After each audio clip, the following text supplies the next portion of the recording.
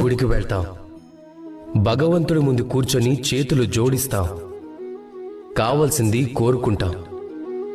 ఎప్పుడైనా ఆలోచించారా దేవుడికి ఏమనిపించుంటుందో? నా భక్తులు నా దగ్గరకు వచ్చేది కోరికలు నెరవేర్చుకోవడానికి కానీ నన్ను కలవడానికి కాదు అని. అందరూ గుడికి వెళ్తారు, తమ తమ కోరికలని దేవుడి ముందు పెడతారు.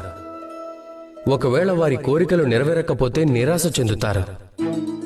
కనుక ఇకపై ఎప్పుడు గుడికి వెళ్ళినా మీరు భగవంతుడి ముందు కూర్చోండి, నమస్కరించండి, ధన్యవాదాలు చెప్పండి. ధన్యవాదాలు దేవా, మీరు నాకు ఏదైతే ఇచ్చారో దానితో నేను సంతుష్టుడనయ్యాను అని. నాకు మీ మార్గదర్శనం చాలు. నేను చేస్తున్న కర్మల ద్వారా నాకు లభించే కర్మఫలంలోనే నేను కోరుకును అని లభించేలా చేయండి అని కోరుకుంటే.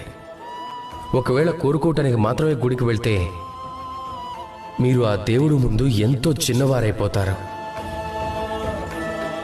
అలా కాకుండా మీ పనిని మీరు చేసి దైవానికి కృతజ్ఞతలు చెప్పడానికి వెళ్తే మీరు నిజమైన దైవాన్ని చూడగలుగుతారు.